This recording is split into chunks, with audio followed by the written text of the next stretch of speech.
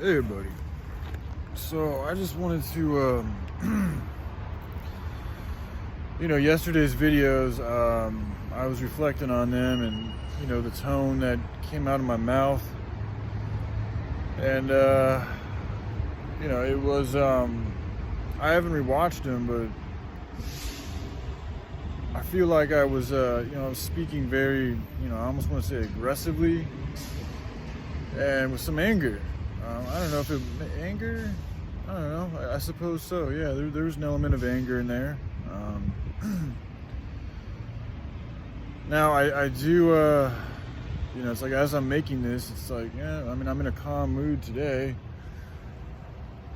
but I want to just try to explain, share with you guys, how it's like in my perception, to see all these patterns and things at work, to have this idea that I really feel in my heart can work. And it's an idea that I've been working on for years now. And it started with me getting myself right, learning about the 13th son, the word, Yahushua, spirituality, righteousness, like my purpose here, who I am.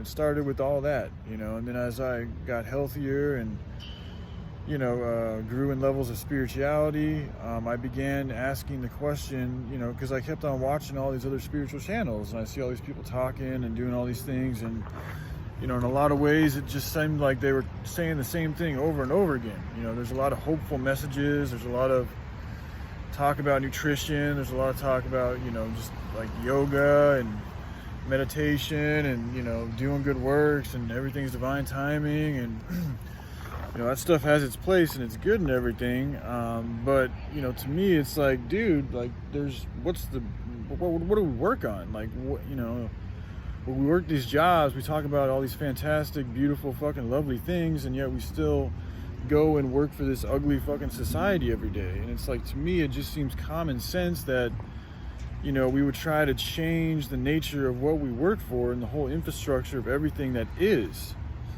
It's always like, even when I was a teenager, before I got into spirituality and shit, like I'd be walking around looking at the cities and just knowing that this shit cannot last. Like it can't last. Like it's not sustainable. It's driving people crazy. It feels wrong. It's unhealthy. It's toxic. It's evil. It never felt right. Just inherently, without me learning about anything or all the intricacies or any of this shit, it never felt right to me. And, I know that not feeling right, left a void inside of myself, especially when I didn't know what to do with myself and this feeling I had. And, I think in a lot of ways that led to, me getting into a darker way of living, getting into drugs, getting into violence, getting into, toxic music that just brings about a violent, low vibrational nature. And that sustained me in a way because it gave that misplace a place. It gave me a place to funnel my, essential dissatisfaction with the society into something that was real. If I didn't know the solution for the problem, well, at least I could fucking hate on the problem and try to destroy, essentially myself, and, and I've already admitted this. I say many a times, but there's one time in specific that I'll never forget, when I was walking down the halls. Man, I got this fucking wrinkle right here. Oh well, I was walking down the halls of a high school I was going to called Horizon in Phoenix, Arizona, right there actually by Pecos Park where I was staying. I wanted to make a video and show you guys, but I just never got around to it. But I remember walking through those halls, and at the time I was taking a lot of Adderall and listening to a lot of Slipknot, and I had been ostracized from my friends by my family because I was at Mountain Point, which is the big school there in Phoenix, or in Ahwatukee, and just because I got in so much trouble and my parents didn't like the way I was living, that they decided to send me to like a charter school, an honors charter school. And actually it wasn't an easy school to get into, and the only reason why I really did get into the school is because my dad, I think he was worked with the principal at the time at a former location. Like he knew people at that school, so they were able to get me in largely because of that. But I never felt more ostracized and alone than I did at that school. And it was a very small school, And man, I was a fucking pest. I was mean as fuck to my teachers. I would be blatantly disobedient. I would, conflict with them and argue with them about like everything. I was a mess, man. And it's strange too, because being that way, like, I had a lot of attention from females, man. Like, I've never had so much attention from females, like really good looking, like the top of the class, top grade females for that school. A number of them were interested in me. And I didn't even give a shit. I was so wrapped up in my own emotional turmoil and fucking how I felt and my feelings, and I felt so estranged and also disgusted by just all these cliques and these people and the things they talked about. Like, nothing, I didn't resonate with anybody there. There was one dude who kind of, but he was like an older guy who smoked a lot of cigarettes at the time, and he'd always wear a leather jacket. And I think the only reason why we kind of got along was just because we were both just so different, but we really didn't have any real similarities. And then there was this other dude I smoked a little bit of weed with, but I was just smoking weed. But essentially I was on my own. I was just like this loner fucking badass that didn't listen to any rules and fucking walked around and like stood and ate his food in the corner and didn't even try to talk to people. And it's just weird how, me being that way, I still managed to, attract a lot of feminine attention. But I also think a lot of the reason was because like I said, it was a very small school, and there weren't that many good-looking dudes. Like, there wasn't many. I mean, it wasn't a very athletic school, so all like the real jockey people, they'd go to Mountain Point or some of the bigger high schools, because that's where you would have the best opportunity to succeed in sports and get your name known. And at the time, I'd been skateboarding a lot, so my body was in good shape. I had like I'm just being real, I had like rock solid fucking calves. And in Phoenix you wear shorts all the time, so girls be seeing my legs all the time and shit. And I've spent off and on, I don't know if I had started working out yet, but I'd always been kind of a physical dude, so my shoulders were semi-broad. And my point being, like, even though I wasn't fucking Mr. Tom Cruise or Brad Pitt or anything, being at such a small school with a lack of good selection to other men, and there being quite a few females there actually, I think that just helped to draw in some of that attention, along with me being this rebellious, badass fucking character who just didn't give a shit. And I wasn't even trying to be that guy, I just really didn't care much. But I would also kind of be like quiet, and I'd be kind and sensitive at times too. Like, I didn't go out of my way to make myself, I wasn't obnoxious, So I think for whatever reason, that a lot of attention came my way from females especially. Shit, now I started talking about that. Where was I gonna go? Oh yeah, well yeah, but even so, with all of that going on, with this attention from the females and all this and that, I still was so deep in my inner turmoil and war with myself and the rest of the world and everything, that it's the one place where I remember vividly. I would walk through the hallways of the school and like, just like imagine like just kind of like, not kind of like, I mean, it was, yeah, just killing everybody. I'm gonna be real, man. That was, this was when I was like 16, 17 years old, man. I can remember walking through and just, I would imagine all the ways that, like, I used to have this imagination where I'd pick people up from their ankles and just like rip their feet out from them and like just kind of go crazy and like a bloodbath. That's what it would be. It would just, and I always did it like with the notion that, oh, it's gonna be for good. Like, all this shit's bad, it needs to go. I'm just gonna fucking destroy it all and create something better.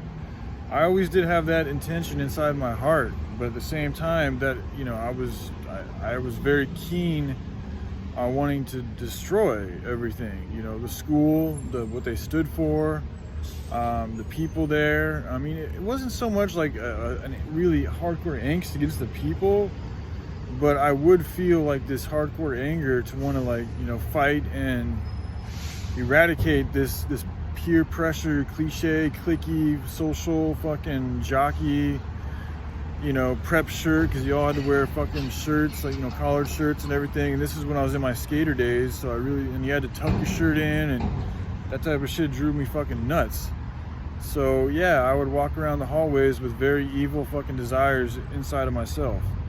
And then I'd perpetuate them by listening to Slipknot. And there was this girl there who also wanted to be my girlfriend, like to the point to where I would even tell her, I remember doing this, I would tell her, like, I don't even know what to do. I don't know how to be a boyfriend. I don't know how, to kiss. I don't know how to do any of these things. And she was so cooperative with me, and I guess wanted me so bad that she was like, oh, I'm going to teach you how to do all these things. And, I would still be reluctant because I wasn't feeling it, man. I was so caught up in my own pain and just my desire to fucking want to rebel that I didn't even care about pussy. And then she was also, she also kept on giving me her Adderall. Like, she was prescribed a lot of Adderall, and she fucking hated taking them. And I was into drugs. I would take pretty much, at that time, you could classify me as a junkie. I would take anything. And so I would take her fucking Adderall every single day. And that went on for months, and so finally one day, I think it was a mixture of me not wanting to be with her, and then also just like she just got fed up with it, because she's like, that's just like, that's what I would come to her for. I was just like, oh, do you have your Adderall? Like, it was an everyday thing. Like, we would meet in the hallway and she would give me her pills, and it's like, one day she was just like, oh, I'm not your drug dealer anymore, and that was it. We didn't really talk at all after that. That kind of that affected me. I was like, wow, that's how she looked at me, and that it was how I was treating her. But at the same time, I was very honest with how I felt about my feelings, and it's funny too, because then after that, part of me did kind of want to be with her, and I think I even kind of tried talking to her a couple times, and it was just too late. I missed my mark, so nothing manifested from that. But she was a good girl too, man. Cute and smart and sensitive and intelligent, but anyways, but yeah, man, I remember being at Horizon and just wanting to fucking obliterate everything, man. So anyways, I got off track. I wanted to make this video to talk about my anger, my aggressiveness in yesterday's videos, and just to let you guys, just for me, my perspective, when you're aware of what it takes for humanity to change, and it's very common sense to me, and then I continue to see all these advertisements and commercials and cars and people, and they're all following this fucking script, which is like a giant fucking spell over humanity, and I think a lot of them know better, and they just continue to do it, and then for me to fucking, see that it's just plain as can be. Just stop fucking being so greedy with your money, develop nonprofit organizations, grow hemp, get back to sharecropping, open up fucking your lands and your resources to allow people that really need fucking to come and work for you, not to just give it away, but provide for them a good job that supports a good infrastructure. Simple shit. Like, and then also on top of that, we can develop businesses still charging a nonprofit, and because we're going to be exchanging good goods that are good for the human body, that are good for the land, that are good for the ethers and everything, and in good accordance with God's law, I think and feel that we're going to develop an abundance. And with that abundance, we can start sending money to starving children. We can start combating sex trafficking. We can start to help out the mentally and spiritually, physically sick. We can start really pushing and helping perpetuate cures for cancer, develop our own hospitals, healing facilities, rehabilitation facilities, the whole prison system. We can change that up. It's not helping people. It's not rehabilitating them. It's making them worse. And they come out fucking with all these strikes on their pieces of paper, and then they can't even get a normal job that's not even a normal job. It's still a shit job, but they can't even work a shit job because they've done their time, and they come out having done their time after being locked up like a caged fucking animal, and then they can't even get work. And it's like, we wonder why there's so much crime. It makes perfect fucking sense, dude. I'd probably do the same fucking thing if I was them. So it's like, we can develop whole different ways of doing everything, but you guys got to have the heart. It's all about the heart. It's not about the fucking Benjamins. It's about the fucking heart. So like, and coming off soft and kind all the time. Like, there's a time and place for that, yes, but there's a time to get angry. There's a time to be assertive. There's a time to use the authority that God's been giving me to use my words to help move people in a good way. So, when I feel I need to come across that type of way, I got to come across that type of way, man. And I have shared the works. I mean, there's been so much work out there. The general consensus is there. And I think most people that have been watching my channel can kind of get a feeling for the overall idea. And it wouldn't take much for others who do have interest in it to help me, help them, help the rest of the world. Meaning, like, they could fucking, you can make the process a little bit easier. You could show interest, you could try talking to people, you could get a place for me and buddies to help work on this in a way so that, just give us more time and accessibility to the project. Even help bring in people that are more business minded to help myself orchestrate the business. There's a lot of things that people could do to help move this movement along. And, at the end of the day, I'm going to get it done no matter what. And I say it's God working through me, helping me out get this done. I do have my free will, my own person and personality and soul pattern information and heart to share. So there is an element of my own free will, which was given by God, but it's also God. I've literally asked the Most Highs for a long time, like, what is the solution here? Like, how do we change shit? And this is what I've been given. And, it's interesting too, because I could run across a lot of people, especially in Dustin's inner circle, that, they don't want to work for money anymore. They're very tired of the government. They want to develop self-sustainable communities. Me and Pops had a good talk on, just text-wise. It wasn't actual verbal communication, but we communicated yesterday, and it was a very good communications. So that's another thing. Like, I've walked with God, on multiple occasions. He's trained me. He's brought me up. He's taught me things. So it's like, and that does fuck with my ego a little bit, because it's like, damn, I've walked with God, and it kind of makes, everybody else is out here wondering, like, who is God? What is God? What would you say to God? And it's like, I've walked with him. Like, I know his name. Like, I've spoken with him. I've laughed with him. We've gotten fights. Like, I know his inner circle. I know his family. I've been to his house. Like, so my ego does get churned up, and all I see is a perception that's keeping people. But the perception comes from your heart, so it really is from the heart, and it comes from a belief. And I do think these churches serve as they're not good. They serve as like a escapism, and it's also a justified escapism, because people, they go there and they feel like they're doing God's complete will, and they're doing everything that Jesus wanted them to do, when Jesus was against the churches. He was against religion. He was all about your connection with God, which is all about following God's commandments and being like Jesus. And these churches are so full of themselves, and they are so full of resources, and yet they're doing the fucking complete opposite thing that Jesus wants them to do. It drives me nuts. And then they do just a little bit so that it doesn't look like, they have to do it just a little bit, because otherwise, why are you guys doing anything to help the needy? That's what you're all supposed to be about. So of course they're going to do a little bit, but they're not. It's maybe a 7% out of a possibility of 100% of what they could do. Simple shit. And then people just continue to give them money out of their own free will. They continue to go to these services, and then they're filled with this, I think, a false sense of fucking of feeling like they've done their duty, and then they just go back to their normal jobs and whatever the fuck that may be, and I think a lot of people are very much aware that this society is run by evilness, and that your taxes go to perpetuating an evil society. So again, no taxation without representation. Like, we're paying these people to continue speaking the way they're speaking and doing the things that they're doing. But we're dependent on their infrastructure. So, it's just simple that we need to develop our own infrastructure. By doing that and getting away from the fiat note, developing our own sharecropping system, even developing our own currency, which I think could probably be hemp, because it's just going to be such a valuable commodity in the upcoming days. But that's for a later date, But by doing our own infrastructure and getting our own currency and getting our own exchange system and way of doing things, and providing for our own electricity through things like Tesla coils, through water generators. I don't think solar is a good idea, because it takes a lot of shit from the earth. But wind generators, there's plenty of ways you can harness the electricity. The telluric current in the earth is there all the time. We just got to spend the time and effort to use it the right way. And then also just implement it on a massive level. You start with a small town, and you work on that, and you be the example for that, and you find out what works and what doesn't work, and then you spread the message.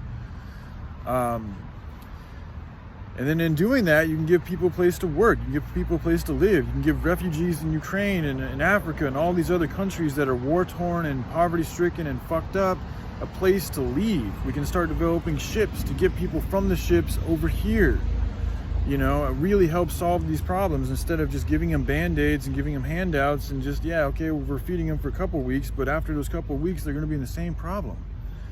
You know, so it really isn't solving the problem. It's just giving them a little bit. But there are ways that we can literally solve this stuff and change this reality for the better. And, you know, when I continue speaking on these things, and it's like, I feel like a lot of people just look at me as some crazy motherfucker and they're judging a book by its appearance instead of its actual contents. And that's wrong. I mean, you should not judge things just by the way they look. You know, if a car looks like shit, but it drives like a Ferrari, it performs as a Ferrari. That performs very well, okay? And that's something to be taken heed of. There's something that's going on inside that car that is operating at a fucking higher capacity than other cars. So that means that car's got something in there extremely valuable. And again, this is just me and my connection to the Most Highs. I don't want to float my boat too much, but I've put the time and effort in. I've done the servitude. I've gone on the spiritual journeys. I've chosen to continue to speaking. I've spent hours researching hemp and theoretically putting together conversations with friends and myself and into words, onto paper, and then into the internet. And I'm continuing to do so. Even though I'm having to kind of rewrite everything, I'm still continuing on. You know, and I've still dealt with all my own demons and addictions and the whole time along with it. And I'm still out here fucking, you know, giving away money. Like, you know, I'm just saying, like, I talk about sharing money stuff. I'd be doing the same thing even though I'm homeless. It's easier for me to do so because I know the money's going to come. It comes and it goes. It comes and it goes. It comes and it goes. Less is more. I'm much happier living like this with suitcases and just a few bags, not knowing what the day's going to bring me, you know, than I am fucking being locked down in a fucking house or a trap. You know, so I know that this is the way for happiness. This is the way Jesus walked. He did not live in a house and did what he did. He was walking around amongst the people, engaging with the people, encouraging them to share what they have to share. He was not sitting back in his house hoarding fucking things and waiting for the absolute most right idea. No, he fucking felt something right in his heart and he acted on it. He spoke on it. He was about it. He helped heal people. He got involved in their lives personally. He would open, if he had fucking, do you think if he had a bunch of money and all this and that, he would just sit back and hoard it? No, he would open up his arms to everybody. So we can all do these things. We can all be like Jesus, okay? It's another thing that the church does. They put Jesus on a pedestal, which, he is the Son of God, so he deserves that spot. But he also wants us to know how important we are, how much power we have, how much love we have to offer and give and share with others. You know? So another thing with the churches is they take away our power by making us feel less than him. And I don't think that's accurate, man. We're all children of God. We were all born and created to be exactly how we are, man. And yeah, he is the Son of God, so he's got that place. But every child is important, man. Everybody's loved. Every unconditional love is unconditional love for all. So I really don't think that we should be putting him on a pedestal the way that we're putting him on a pedestal. It's practically idol worship. And the whole graven image thing, like I don't wear my cross anymore because Dustin brought it to my attention that, yeah, man, that is a graven image. Even though it's Christ and he's more devoutly into the book than I am, it's still a graven image. And it still is a depiction of him on the crucifix. So it's like, it's not a good image, man. It's better just to worship him with deeds and good actions and to walk beside him, not behind him. It's another thing 13 would point out. Be your own hero. Don't put anybody on a pedestal. I made that mistake by calling 13 my hero, and he blocked me on Twitter. I've told this story before, and I'm glad that he did because it put me in check, and I needed that because I was still trying to look up to others to help me out, to save me, when that's not the way to go. You need to learn how to save yourself. The word is here as instructions and blueprints so that we can all save ourselves and help each other, but everybody's got to do the work. You got to do the work yourself. Nobody can do it for you. Okay, so again, guys, I come across as aggressive and with this nastiness in some ways because it's infuriating.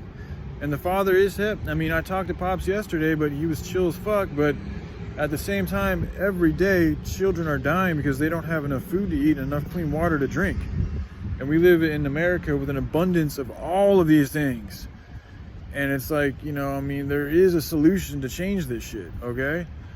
And it just happens to be that, you know, I've got some 411 to help do so, but, you know, it does take us getting away from the profit-driven society. So, like I said, even if it's just other people who are doing it, doesn't have, I mean, I just want to see action in that area going. I want to see more people opening up their arms and sharing the wealth like Ashton Kutcher is, but I also don't want to just see them sending it there. You can do that too, but also let's build something different here so they have an area to go. They have a sanctuary, because there is no sanctuary on earth right now. Everywhere is essentially run by the devil. All governments, all these things are fucking been corrupted to the point where the people, the good people, the heart, Christ does not have sway there in the governments. Of course, in spirit, he's always going to have sway, but the governments, as far as they're concerned, their spirit is in line with the devil. So we need a place, we need an epicenter, we need a beginning point, a 0 point of God's will, of the Christ spirit. And we need to build on that. And once we build on that, we can expand on that, and we can open up our arms for any and all who want to come and be a part of it and follow the good way of doing things to come and to help work and to help live and help spread the love. That is what is needed more than anything else. It's going to solve all the problems, man. The good book does solve all your problems. It takes away your I mean, it's all about getting away from all the sins. So all the crime, all the rapes, all the thefts, all the lies, all that bullshit goes bye-bye. And you're replaced with love. You're replaced for a spiritual feeling that only comes from following the word. You can't get it from anywhere else. No drug is going to give it to you. Not even no sex is going to give it to you. No nothing. No car, no paycheck. None of that shit's going to give you what God can give you. And when we all pass on and we all have to transfer our energies, we are all going to get our hearts weighed. Okay? And if it's not as light as a feather, you know, I mean, there's some that say you won't get in. Now, I don't necessarily think that's true. I don't know it's true, but you got to try to imagine yourself looking into God's eyes and feeling his glory and his love, and knowing that it was there all the time, and that you withheld that which can help others because you didn't believe, or you were too selfish or afraid to do something. Do you really want to pass that way? We're living in tumultuous times, man. We could go anything, and tomorrow's not promised. So not only is this words to help, you know, spark into some movement and inspire some movement, but it's also words of just like, you know, be careful, you know, use caution, like check yourself. Are you really good? If you were to die right now here today, are you good with yourself? Are you good with everything that you've done? Do you feel okay moving on, or are there things that you haven't done yet? Are there things you haven't said yet? Are there still wrongs that need to be righted in your life? Are there amends you still need to make? These are important questions that I can encourage everybody to think about. And once you come to some type of a good thought about them, act on them. Don't just think about them and don't just speak on them, but act on them, you know? So, all right, y'all. I love you guys. Hope you have a good day, all right? Bye.